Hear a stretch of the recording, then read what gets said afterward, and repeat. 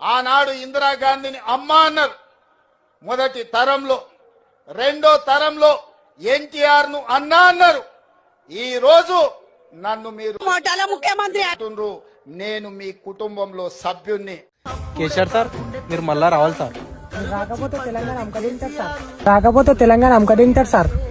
ఓట్లు వాళ్ళకి నేనేం చేయగలుగుతా? నా చేతిలో పవర్ లేకపోతే ఏం చేయలేం కదా. మన ఏళ్తో మనకన్నే పొడిపిస్తామని అయినా మాకే గుద్దిండ్రు అంటారు, రేపు మిమ్మల్ని గుద్దుతారు.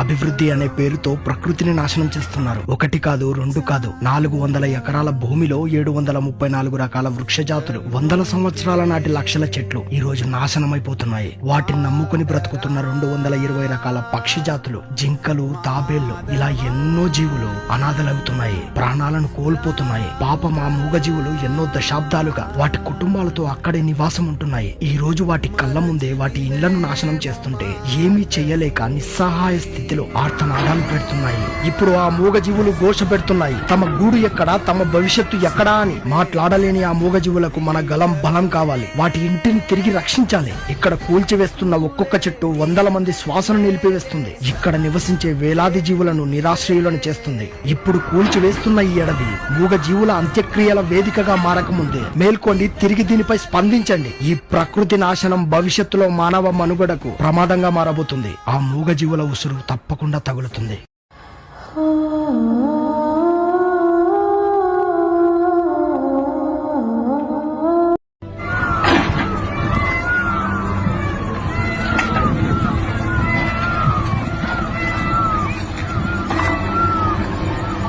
ఇదేమన్నా నీ స్థలవారా? ఇంత చిన్న మొక్క తన వేర్లతో మట్టిని ఎలా ఒడిసి పట్టుకుందో చూసావా? అలాంటిది ఇన్ని వేల చెట్లు ఈ భూమిని ఇంకెంత గట్టిగా అల్లుకునుంటాయి. వీటిని మన బతుకుల్లో భాగంగా చూడాలి, కానీ ఈ కసాయి మనుషులు కరెన్సీలా చూస్తున్నారు. ఈ చెట్లను నరికితే వానలుండవు, వానలు లేకపోతే చెరువులు నదులు ఎండిపోతాయి, భూమిలో నీళ్లుండవు. ఆ తర్వాత భూకంపాలు, కరువులు, మహమ్మారి వ్యాధులే.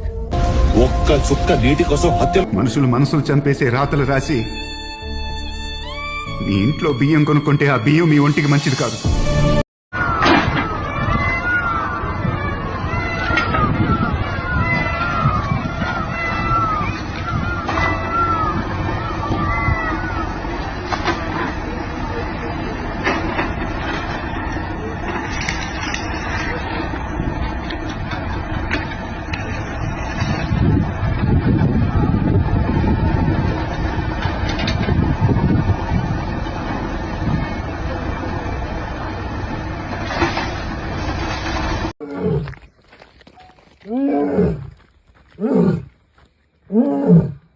Mm-hmm.